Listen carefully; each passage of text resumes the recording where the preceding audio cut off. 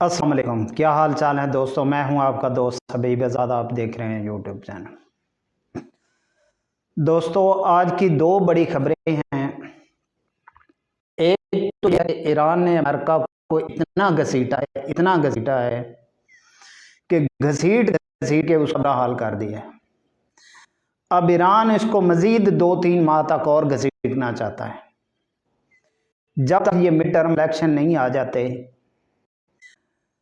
तो ये ट्रंप को और घसीटना चाहता है। और अमेरिका को घसीटते घसीटते ईरान ने ये हाल कर दिया है कि अब अमेरिका बजाते खुद ये मान रहा है कि हमारा इस जंग में बहुत बड़े बड़े नुकसानात हुए हैं, नाकाबिले तलाफी नुकसान हमें पहुंचा है। हमारा असलहा ख़त्म हो गया है, हमारे मिसाइल ख़त्म हो गए हैं, हमारे जो इंटरसेप्ट मिसाइल हैं वो भी खत्म हो गए हैं, हमारे पास अब कुछ नहीं है, हम मज़ीद आगे इस जंग को जारी नहीं रख सकते। तो ये हालात हो गए हैं अमेरिका के।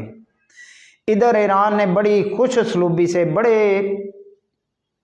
एक सिंपल वजह तौर पे उन्होंने बता दिया है कि हम मज़ीद 2 साल तक इस जंग को लड़ सकते हैं। अगर हमारे ऊपर ये जंग मुसल्लत रहती है तो हम मज़ीद 2 साल तक ऐसे ही मिसाइलों की बारिश कर सकते हैं।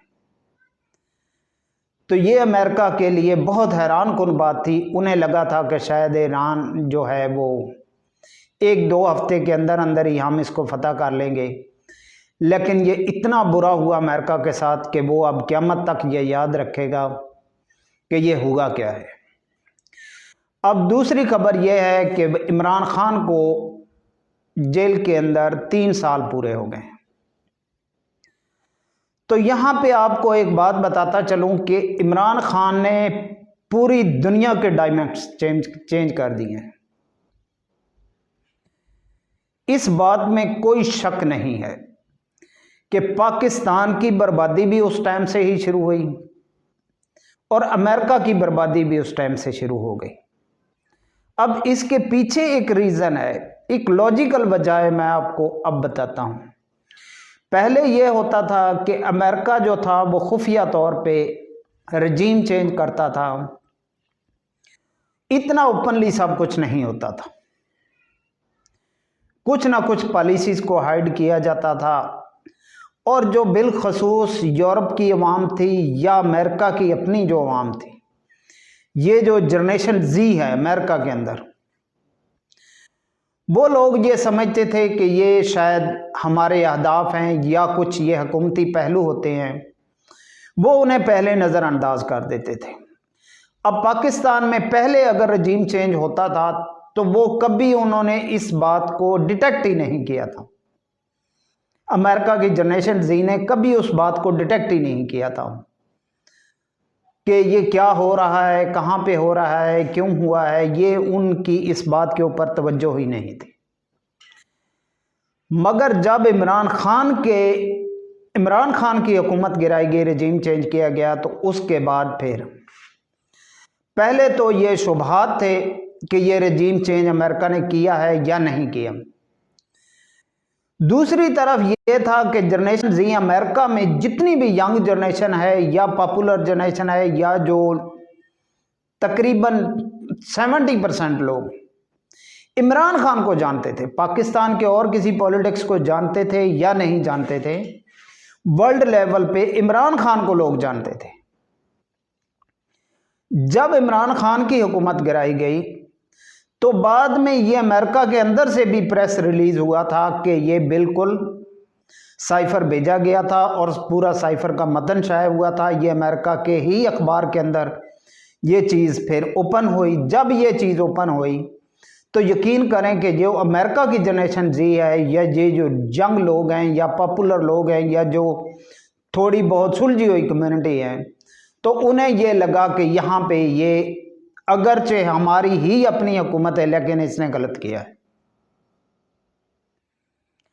उस वक़्त से अमेरिकन जो पॉपुलेशन है उसकी हुकूमती पॉलिसियों के खिलाफ आवाज़ें उठना शुरू हुई। उसके बाद फिर अचानक से एप्स्टीन फाइल वाला मामला खुल गया। एप्स्टीन वाला मामला खुला तो फिर उस कौम के अंदर मज़ीद गुस्सा आना शुरू हो गया उस जनरेशन के अंदर कि ये हमारे लीडरान हैं, ये हमारे लोग हैं, इनको हम अपने मुअज़्ज़ज़ लोग समझते थे, ये इनके हालात हैं। उसके बाद फिर इन्होंने एप्स्टीन से तवज्जो हटाने के लिए फिर इन्होंने अगला काम क्या किया कि इन्होंने ईरान के ऊपर हमला कर दिया। अब ये हमला किया तो इसलिए गया था कि हम इसको ईरान को कंट्रोल कर लेंगे। अब ये वो खुद मान रहे हैं कि ईरान के अंदर हमने रिजीम चेंज करवाने की कोशिश की, और उस रिजीम चेंज करवाने के अंदर इन्होंने जो पहली गलती की कि इन्होंने स्कूल के बच्चे मार दिए, स्कूल के मासूम तलबा मार दिए। अब ये खबर पूरी दुनिया के अंदर हाईलाइट हुई कि इन्होंने सिविलियन को मारा है और स्कूल के बच्चों को टारगेट किया है। कोई भी जीज शऊर इंसान, उसका कोई भी मसलक हो, कोई भी मजहब हो, किसी भी रिलीजन से तल्लुक़ रखता है, तो वो ये बर्दाश्त नहीं करता, उसे ये कतई अच्छा नहीं लगता कि मासूम बच्चों को मारा जाए। तो ये अमेरिका की बदकिस्मती थी कि ये सब हो गया।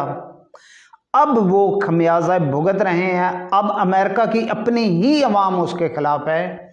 वो ये कहते हैं कि हम इनके पीछे लगे हुए हैं, ये हमारे लोग हैं, ये हमारे मुल्क को चलाने वाले हैं। तो ये चीज़ अब उनके लिए मसाइल पैदा कर रही है। पहले उस अवाम की उनके साथ सपोर्ट होती थी, मगर अब सपोर्ट नहीं है। तो ये सारे डायनामिक्स अगर हम कहें कि ये चेंज कहाँ से होने शुरू हुए, तो इसकी वजह थी इमरान खान की हुकूमत का गिराया जाना साइफर की वजह से।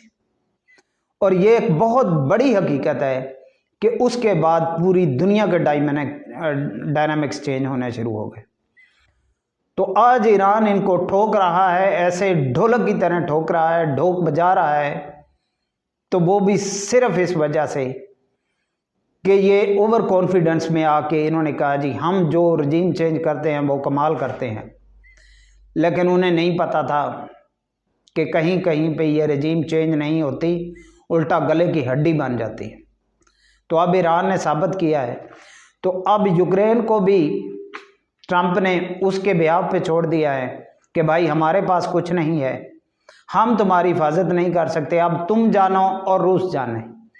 और यकीन करें कि जब तक उसके पीछे अमेरिका था वो बचा हुआ था, ठीक है। अब रूस यूक्रेन को एक किस्म का, आप समझ ही रहे हैं, रूस के लिए ये यूक्रेन कोई चीज़ नहीं थी, कोई बला नहीं थी। ऊपर से ईरान ने कहा कि ये भी हमारे टारगेट में आता है, ये भी हमारे मिसाइल्स की रेंज में आता है।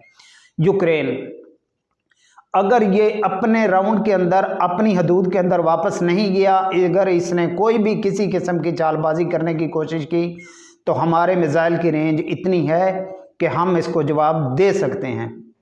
तो उसके बाद यूक्रेन के सारे वट जो थे वो निकल गए। अब देखते हैं कि रूस इसके साथ क्या करता है, यूक्रेन के साथ। तो उम्मीद है कि अब ये मामला जल्दी कंट्रोल हो जाएंगे, क्योंकि अब इनको पता है कि और हमारे पास चारा भी नहीं है और रास्ता भी नहीं है।